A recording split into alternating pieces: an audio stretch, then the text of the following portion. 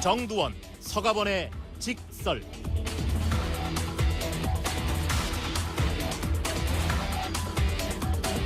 네, 짧고 굵고 명쾌한 이 정치 분석 시간입니다. 직설 시간인데요. 정두원 전 의원 모셨습니다. 어서 오십시오. 네, 안녕하세요. 네, 또 한 분을 소개해드려야 되는데 서가번 전 의원을 소개해드려야 되는데 도로 사정 때문에 헐레벌떡 계단으로 올라오고 계시다고 합니다. 약 1, 2분 뒤에 인사 나누도록 하고 네. 정두원 전 의원께 먼저 여쭤봐야 될 것 같은데요. 네. 조금 전에 청와대에서 발표를 했습니다. 고위공직자 임용 배제 5대 원칙 기억하시죠? 네. 여기에다가 2개를 추가했습니다. 예. 음주운전, 성 관련 범죄 이력. 예. 이 2가지를 추가해서 앞으로 확실하게 적용하겠다고 발표를 했는데 어떻게 평가하십니까? 좀 어처구니가 없네요. 왜요? 이제 인사가 다 끝나니까 발표를 했어요. 그러니까 이제 뒷북이라고 그럴 수도 있고 사후 약방문이라고 그럴 수도 있는데 네. 좀 너무 좀 국민을 무시하는 게 아닌가 그런 생각이 근데 들어요. 이제 이 조각 단계에서 인사청문회 초기 국면에서 이게 문제가 되니까 예. 그때 그 임종석 청와대 비서실장이 나와서 어떤 발표를 했냐면 이번 조각은 힘들겠지만 그러니까 그 대선 공약인 5대 배제 원칙을 좀 더 정교화해가지고 나중에 발표를 하겠노라 이렇게 이야기를 했거든요. 그러면 그때의 어떤 약속을 지킨 것 이렇게도 해석할 수 있지 않을까요? 글쎄, 근데 또 어떻게 하필이면 내가 인사가 다 끝나니까 발표하냔 말이에요. 그러니까 어제 홍종화 후보 그동안에 내가 이제 임명됐던 사람 중에서 이 걸린 게 많거든요. 네. 이제 그거는 어떡하죠? 그러니까 이제 지나간 건 다 이제 불문하자 이제 그 얘기 아니에요. 앞으로가 되는 거죠. 앞으로. 예. 근데 또 내가 다 인사 다 끝나니까 딱 그렇게 발표하는 거는 너무 좀 유치한 것 같아요. 근데 자 그러면 논점을 하나로만 좁히겠습니다. 앞으로 네. 이게 이제 진짜로 칼같이 지켜진다면 네. 이것도 하나의 이제 전환점이 될 수 있는 것 아니겠어요? 근데 못 지킬걸요. 왜요? 왜냐면요. 예. 그거 지키다 보면 인사 못 해요.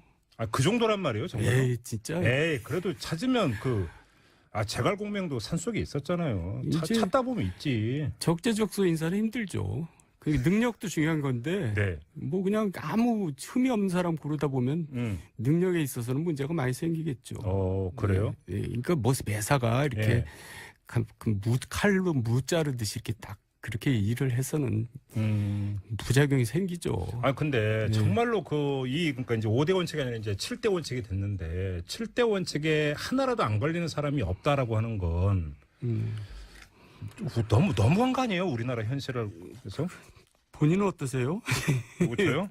그걸 안 걸려요? 저야 뭐. 일단 저는 청문회 설 이유가 전혀 없기 때문에. 근데 자기도 잘 몰라요. 그러니까 이제 그 걸린지 안 걸린지를 네. 나도 옛날에 무슨 이사할 때 나원계약서를 작성했는지 뭐 어떻게 했는지 잘 모른단 말이에요. 네. 지나간 시절을 어떻게 살았는지 기억도 잘 안 나요. 예. 그러니까 이제 그게 과거 불문 이제 앞으로 이제 걸리는 사람은 이제 안 된다 이렇게 해야지. 그 과거를 다 하면은 인사하기 힘들 거예요. 그러니까 지금 2195님이 문자 주셨는데 청와대의 고위공직자 임용 기준에 대한 발표에 공감을 합니다만 그에 걸맞는 고위공직자 후보자들이 과연 얼마나 될런지 벌써부터 답답함이 밀려오면서 걱정이 앞서네요. 이렇게 이제 문자를 보내주셨는데요. 제 심정하고 똑같네요. 그렇죠. 네. 찾아낼 거라고 믿어야죠. 그러면 우리나라의 어떤 그 깨끗함의 지수가 조금 더 올라가는 것 아니겠습니까? 그러니까 이제 앞으로 이제 동지에 나갈 사람들이 이제 그런 걸 의식하면서 이제 하면 되지만 과거에 있는 사람들을 다 적용하려면 진짜 힘들 거예요. 그래요. 네. 알겠습니다. 뭐 이건 이 정도로 가름을 하도록 하고요. 지금 서가번 전 의원이 저기 헐레벌떡 지금 뛰어들어오고. 네, 잘 됐네. 빨리 오셨네. 그냥 무시하고 우리끼리 둘만 얘기하고. 어제 저희가 왜냐면 서가번 전 의원하고 그러니까 전화 인터뷰를 갔었는데 홍준표 대표의 이른바 특수활동비 발언이 있지 않습니까? 총평부터 부탁드립니다. 오발탄입니까? 오발탄뿐만이 아니라 뭐 마구 꼬였어요. 그래서 본인은 지금 수습이 잘 안 되는 상황으로 보이는데. 수습이 안 될 지경까지 갔다? 일단 제 기억에 선명한 게 성완종 그 당시 사건 났을 때 본인이 뭐라고 얘기했냐면 내가 뭐 원내대표 때 특활비를 받아서 집에다 갖다 줬다. 그랬죠. 그 얘기를 왜 했냐면 굉장히 불리한 얘기잖아요. 그 얘기를 왜 했냐면 이제 어디 나갈 때 전당대 나갈 때 이제 등록금이 필요하잖아요. 기탁금. 이제 그걸 어디서 만들었냐 했더니 이제 그렇게 해서 이제 만들었다. 맞아요. 그렇게 얘기했죠. 그러니까 자기한테 불리한 대답을 할 이유는 뭐냐면 일단 알리바이를 이렇게 맞추려고 이제 그렇게 했단 말이에요. 네. 그러니까 이제 그게 지금 와서 이제 문제가 돼버린 거죠. 자승자박이 돼버린 거죠. 그럼 특활비를 결국 횡령한 게 돼버렸잖아요. 네. 그래서 그때도 저도 야 저렇게 무리하게 솔직히 얘기해도 되나? 이제 그때는 성완종 수사를 빠져나가기 위해서 그렇죠. 알리바이를 만들기 위해서 그렇게 이제 무리하게 얘기를 한 거죠. 예. 그러다가 지금 와서는 이제 뭐 죽도 밥도 안 되게 막 뒤죽박죽 돼버린 거죠. 이 관련해서 어제 그 사과반 전 의원과 전화 인터뷰를 했는데 지금 이제 스튜디오에 들어오셨습니다. 어떻게 숨 좀 고르셨어요? 죄송합니다. 이게 잘못 들었습니다. 생방의 묘미죠, 뭐. 어제 저희하고 이제 그 인터뷰했던 특활비 이야기 뭐 다시 되묻지는 않겠고요. 네네. 혹시 그 인터뷰된 다음에 홍준표 대표로부터 뭐 전화 이런 거 안 받으셨어요? 지금 베트남 가셨대요. 알고 그래서. 있어요. 예. 뭐 국제 전화도 있으니까. 따로 못 받았습니다. 자, 그러면 이 그 특활비 문제는 이제 어떻게 정리가 되는 겁니까, 그러잖아. 그럼 앞으로. 그러니까 홍준표 대표 네, 그 문제. 말입니까? 네, 지금 지금 외국 가서 시간을 좀 번다고 생각을 하겠죠. 네. 여러 가지 지금 정 의원님 말씀하셨습니다마는 지금 꼬일 대로 스텝이 꼬일 대로 꼬여버렸잖아요. 네, 네. 여러 가지로 답답하겠죠. 뭐 방법이 따로 있습니까? 시간이 약이고. 예, 좀 잊혀졌으면 하겠죠, 뭐. 근데 이게 이제 어제 그 사과반 전 의원께서는 이 이야기를 꺼낸 주된 이유가 개인적인 사유가 있다. 왜냐하면 이게 이제 그 검찰이 이제 국정원 특활비를 수사를 하고 있는데 그 불똥이 자신의 그 특활비 발언으로까지 번질 것을 우려해서 선제적으로 차단을 한 것이다. 사과반 전 의원은 어제 이렇게 분석을 했는데요. 정도원 의원님, 네. 이런 분석 공감하세요? 물론 그렇겠죠. 그래요? 이제 특활비가 이제 이슈가 되니까 예. 자기가 정리한다고 하면서 그게 이제 오히려 정리가 안 되고 더 복잡해진 것 같은데. 그러니까 나에 대해서까지 수사하면 안 되라고 하는 그 바탕의 메시지를 이렇게 깔려고 했는데. 그러니까 이제 첫 단추를 잘못 끼니까 그렇게 된 거죠. 그 당시에 특활비를 그렇게 해명한 게 이제 결국은 이제 해결이 안 될 겁니다. 본인이 어쨌든 책임을 져야죠. 그래요? 예. 그러면 그 검찰 수사까지 갈 수도 있다고 보시는 겁니까? 지금 누가 또 고발하겠죠? 횡령죄로. 고발이 들어갈 테니까 예. 제3자가 고발할 수도 있는 거니까 네. 고발 같은 경우. 사과반 전 의원도 그렇게 전망을 이미 그러니까 왜냐하면은 법무부 검찰 특활비는 가장 잘 아는 분이잖아요. 그렇죠. 본인도 검사 출신. 검사했고 또 뭐 본인 그 모래시계 검사로 그 모래시계 검사로 이름을 냈고 또 좋은 이미지를 구축해서 정치에 들어왔지 않습니까? 거기에 대한 또 여러 가지 모래시계 검사는 자기가 얘기한 거죠. 어쨌든요. 송진아 씨는 그랬는데 그거에 대해서 그거를 지금 상납이라고 얘기하는 것은 어불성설이죠. 사실 검찰의 특활비도 여러 가지로 지금 제도적으로 정비할 거는 맞아요. 그러나 그게 국정원의 박근혜 대통령에 대한 청와대에 대한 상납과 네. 검찰 법무부의 이 특활비를 일체화시켜서 그렇게 공격하는 것은 예. 다른 이유가 하나도 없죠. 홍 대표 그러고 난 다음에 지금 새누리당도 뭐 그렇게 밀고 가고 있는데. 근데 단순하게 자 그러면 홍준표 특활비에 대한 검찰 수사가 시작이 된다고 가정을 하죠. 그럼 거기서 끝나겠습니까? 국회 특활비 전체로 갈 수도 있지 않습니까? 다르지 않습니까? 이게 왜냐하면은 사적으로 문제는 특활비 제도적 개선을 해야 되는 건 맞지만은 예. 이 지금의 특활비 사용 문제는 어제 오늘이 아닌데 특활비가 네.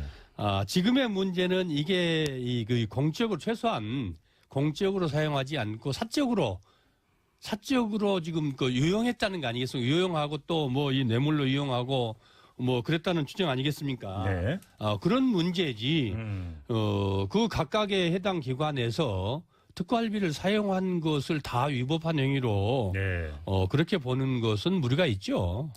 정도원님 어떻게 보세요? 근데 국민들은 굉장히 혼란스러울 것 같아요. 예, 그러니까 어떤 이제 점에서? 자유한국당에서 그렇게 주장하니까 예. 그것도 그렇네. 뭐 이제 어쨌든 특활비가 영수증이 필요 없는 돈인데 네. 그래도 공적인 목적으로 써야 되는 건 분명한 사실이잖아요. 네. 근데 그게 이제 그 관계가 분명하단 말이에요. 그러니까 이제 박근혜 대통령 전 대통령도 이제 그걸 조사를 할 텐데 법무부 같은 경우도 그거를 공적으로 썼는지 사적으로 썼는지 그것도 조사해봐야 아는 거지. 그걸 어떻게 알겠어요? 그럼 수사가 불가피하다. 그리고 이제 국회도 다 마찬가지. 그래서 네. 이번 기회에 특활비에 대해서는 정말 이제 이슈가 된 마당에 네. 정리를 하고 넘어갈 필요가 있어요. 근데 이제 그걸 꼭 누굴 표적을 삼아서 누구를 어떻게 하려고 구렁텅이에 빠뜨리려고 그렇게 이제 할 필요는 없고 네. 이제 기준을 마련하고 엄격하게 좀 너무나 부풀린 것은 많이 축소시키고 이제 그런 계기를 만들어야 되겠죠. 두 분도 어찌 보면 이제 국회 그 경험을 오래 하셨으니까 예. 국회 특활비를 아예 원천적으로 없애는 거에 대해서 어떻게 생각하세요? 글쎄 이제 정보기관 특활비는 정말 이제 그 필요한 부분이 있을 겁니다. 네.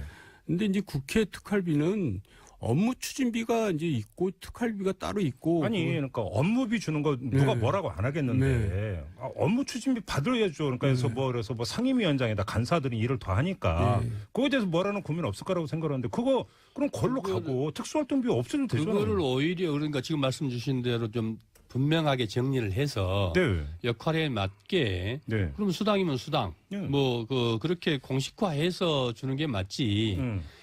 그게 이제 과거에 그 권위주의 시대 때 아마 그래서 그랬는지 어떤지 잘 모르겠습니다만은 그런 것들이 관행처럼 내려왔는데 사실 그 상임위도 상임위원장에 따라서 야당 간사 여야 간사들한테 100만 원씩 그 특활비로 100만 원씩 준 사람들도 있고 저 같은 경우는 제가 재선하는 동안에 간사를 한 10개 했어요. 근데 실제로 지금 자유한국당이죠. 옛날 새누리당. 그 위원장을 많이 모시고 했는데 진짜로 그 새누리당 위원장들한테는 100만 원씩은 못 받아봤어요. 아니, 그러니까 우리 당 위원장들은 대부분 주더라고요. 그러니까 이것도 안 맞잖아요. 업무 경비로 그냥 명확하게 그럼요. 특활비 없애고 명확하게 그런 것들을 제도를 만들어서 그 역할 하신 분들한테 그 업무 추진비로 주면 되죠. 정도 의원님 어떻게 된 거세요? 저 같은 경우도 상임위원장 하면서 이제 특활비가 나왔을 텐데 사실 저는 그걸 현찰로 이렇게 받아본 적은 없고 이제 통장으로 위원회 선무가 이제 돈을 쓰는데 거기서 섞어서 썼겠죠. 그러니까 위원회별로 선무가 있습니까? 그러니까 제가 이제 600만 원 정도 나온 것 같은데 600만 원을 받아서 제가 그걸 쓴 게 아니라 그냥 뭐 자기네들이 이제 알아서 이제 비용 처리를 하면서 썼겠죠. 그러니까 구분이 애매해요. 그러니까 이번 기회에 정리할 필요는 있어요. 알겠습니다. 이 특활비 관련해서 하나만 더 짧게 여쭙고 다른 주제로 넘어가겠는데 이제 그 자유한국당 같은 경우는 국정원 특활비하고 검찰 특활비가 뭐가 다르냐 이렇게 주장을 하던데 다르다라는 그 반박도 있고요. 근데 여기에 대해서 지금 재론하자는 이야기가 아니고 지금까지 그 검찰의 수사 진행 상황을 보면은 국정원에 상납된 돈이 개인적으로 쓰였을 가능성 이걸 전제로 한다면 오히려 홍준표 특활비가 성격이 비슷한 거 아닙니까? 그럼 본인이 그렇게 얘기했잖아요. 그러니까 본인이 집에다 갖다 줬다고. 그러니까 국정원 특활비하고 홍준표 특활비가 성격이 같은 거 아닌가요? 공무로 쓰지 않았다는 얘기를 본인이 한 거죠. 그러니까요. 그러니까 그건 빼도 박도 못하는 거죠. 그러니까 짬짬이로 그냥 그렇게 어디다 썼는지 보고를 안 했으니까 그럴 수 있지만 그러나 본인이 그 부인에게 갖다 줬다고 그래서 사적으로 썼다고 고백을 한 거 아니겠습니까? 그 고백은 면책이 되는지 고백이라고 해서 면책이 되는 건 아니잖아요. 그렇죠. 정상 참작은 좀 될 수가 있죠. 일회라고 준 돈입니다. 그러니까 그 고백을 왜 했냐면 아까도 얘기했지만 그렇죠. 성완종 사건에 알리바이를 만들기 위해서 고백을 한 건데 그러니까 이게 성완종 사건에까지 영향을 또 미칠 수가 있죠. 그러니까 이게 물고 물리네. 그렇죠. 그러니까 대부분에서 판단할 때 이건 뭐냐 다시 한번 생각하지 않겠어요? 알겠습니다. 자, 오늘 여쭤볼 게 많은데 이거는 여권 인사인 서가번 의원께 여쭤보겠는데요. 정무수석 누가 하는 겁니까? 지금 이제 좀 며칠 안 됐지 않습니까? 참고로 전병헌 전 수석에 대한 구속영장은 청구가 됐다는 소식이 있었고요. 그래서 저도 오면서 뉴스에 들었습니다만은 안타까운 일이죠. 그런데 정무수석이 사실 지금 더군다나 이게 정무수석이 이제 주로 대통령을 정무적으로 보자 하는 거예요. 정무적이라면 제일 큰 게 여의도 국회 아니겠습니까? 그렇죠. 정치권이고 또 밖에 시민사회까지 다 있는데 지금은 또 시민사회 수석 따로 이렇게 있어요. 네. 그래서 주로 이제 정무적 보좌를 하는 데인데 네. 지금같이 그 여소야대 전국에서 협치가 중요한 때 사실 정무수석의 역할이라는 게 대단히 중요하죠. 네. 또 그만큼 또 신중할 수밖에 없습니다. 그러니까 누가 될 것 같냐 이거.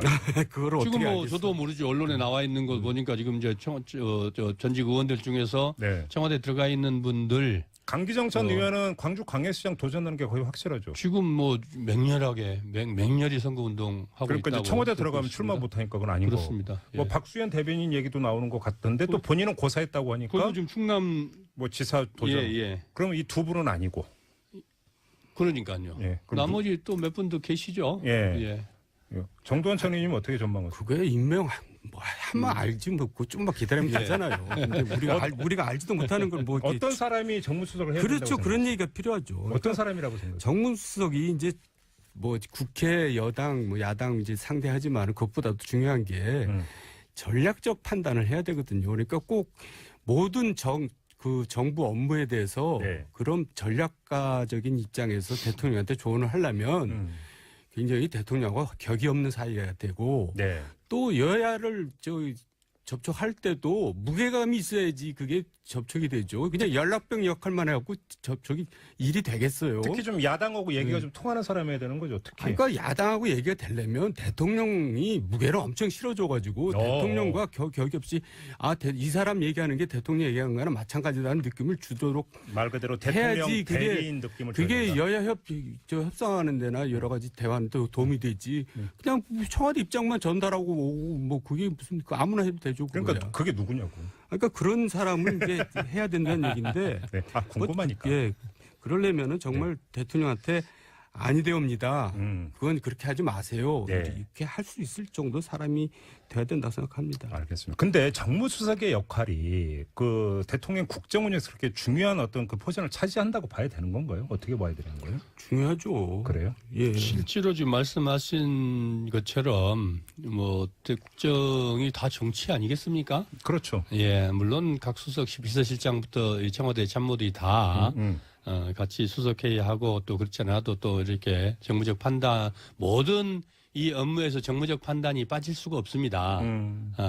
그렇지만은 그 정무적 판단을 이 주도적으로 업무로 하는 이 수석이거든요. 네. 단순하게 아까 말씀드렸듯이 국회 여야 협치 뭐 여의도 그 국회만 이렇게 왔다 갔다 하는 게 아니고 그런 상황들까지 심지어는 인사도 그런 정무적 판단을 빠뜨릴 수는 없잖아요. 그렇죠. 또 정책 하나하나들이 이 정무적으로 그 국민들에게 미칠 그렇죠. 영향들 네. 이런 것들까지가 다 대통령을 보좌하는 그 정무적 업무에 들어가거든요. 예. 그래서 범위도 넓고 또 이 그 만나는 이 사람들도 많고 영역도 넓고 그래서 그만큼 그 신중할 수밖에 없고 옛날에 그래서 정무수석이 왕수석이라고 알겠습니다. 그랬습니다. 자, 마지막 주제 하나만 좀 여쭙고 마무리하도록 하겠는데요. 정두원 전 의원께서 지겹다고 하셔갖고 괜찮습니다. 질문 드리기가 무서워서. 예, 괜찮습니다. 근데 이것도 안 짚을 수가 없어갖고 국민의당 내용 있지 않습니까? 네. 다른 거 다 빼고 네. 어제 끝장 토론 끝났을 때 저희가 이상돈 의원하고 인터뷰를 했는데 이상돈 의원이 이제 그 말씀하신 하나만 좀 제가 여기서 질문을 대신하겠는데요. 자, 국민의당에서 이제 호남권 의원들은 더불어민주당 돌아가고 남은 사람들하고 바른정당 의원들이 통합을 해서 제3정당으로 갈 것이다. 라는 전망에 대해서 어떻게 생각하시냐 그랬더니 아니라는데요. 아니에요? 이상돈 의원은 아니라고 하고 호남권 그러니까 물론 직접적으로 그렇게까지 이야기는 표현을 하지 않았습니다만 왜 이동을 버리고 가겠느냐. 남아서 아마 계속 갈 것이다.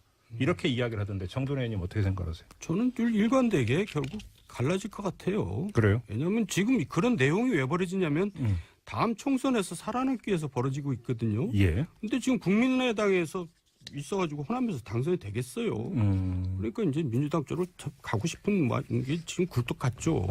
결국 그 수순을 밟고 있는 거예요. 그 시나리오대로 갈 것이다. 네.